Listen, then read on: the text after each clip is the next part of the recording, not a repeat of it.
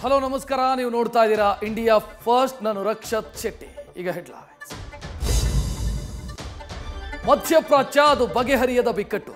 Iran ಇಸ್ರೇಲ್ನ ಆಕಾಶದಲ್ಲಿ missile ಮಳೆಯ ದೀಪಾವಳಿ ಆಗ್ತಾ ಇದ್ರೆ ಕೆಳಗಡೆ ನೆತ್ತರ ಹೊಳೆ ಹರಿತಾ ಇದೆ.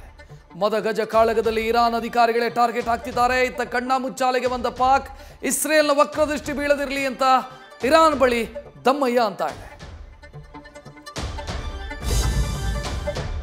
ಗಾಜಾದಲ್ಲಿ ಮೂಗು ತೂರಿಸಿದ ಇರಾನ್ ಮೇಲೆ ಇಸ್ರೇಲ್ ಪ್ರತೀಕಾರದ ಜಿದ್ದಿಗೆ ಬಿದ್ದಿದೆ. ಟೆಹರಾನ್ನ ಕಟ್ಟಡಗಳು ಅವಶೇಷಗಳಾಗ್ತಾ ಇದೆ. ಕನ್ನಡಿಗರು ಸೇರಿ 10,000 ಭಾರತೀಯರನ್ನು ಕರೆತರಲು ಆಕಾಶದ ಬದಲು ರಸ್ತೆ ಮಾರ್ಗವನ್ನು ಆಯ್ದುಕೊಳ್ಳಲಾಗಿದೆ. ಇಸ್ರೇಲ್ನಲ್ಲಿದ್ದವರು ಸೇಫ್ ಅಂತ ಸಂದೇಶ ಕೊಡ್ತಾ ಇದ್ದಾರೆ.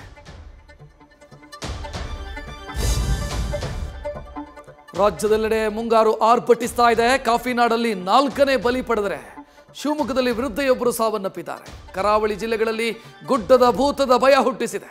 ಕುಂದಾಪುರ ಬೈಂದೂರು ಭಾಗದಲ್ಲಿ ವರುಣ ರೌದ್ರಾವತಾರ ತಾಳಿದ್ದು ಕಮಲಶಿಲೆಯ ಬ್ರಾಹ್ಮಿ ದುರ್ಗಾ ಪರಮೇಶ್ವರಿ ದೇವಸ್ಥಾನಕ್ಕೆ ನೀರು ನುಗ್ಗಿದೆ.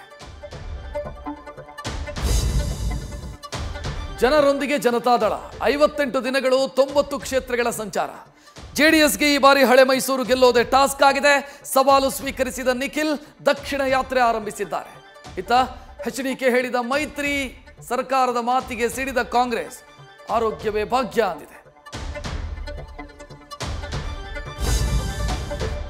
ಶತ್ರುವಿನ ಶತ್ರು ಮಿತ್ರ. ಪಾಕ್ ಜೊತೆ ಸೇರಿ ಕುಟಿಲ ನೀತಿ ಅನುಸರಿಸಿದ ಟರ್ಕಿಗೆ ಪಾಠ ಹೇಳೋದಕ್ಕೆ ಮೋದಿ ಕೌಟಿಲ್ಯನಾಗಿದ್ದಾರೆ. ಮಗ್ಗಲ ಮನೆ ಸೈಪ್ರಸ್ಗೆ ಭೇಟಿ ನೀಡಿ ಮುಳ್ಳನ್ನ ಮುಳ್ಳಿನಿಂದಲೇ ತೆಗೆಯೋದಕ್ಕೆ ಮುಂದಾಗಿದ್ದಾರೆ. ಅತ್ತ ಹಳಸಿದ್ದ ಕೆನಡಾ ಜೊತೆಗಿನ ಸಂಬಂಧ ಸುಧಾರಣೆಗೆ ಪ್ರಮುಖ ಹೆಜ್ಜೆ ಇರಿಸಿದ್ದಾರೆ.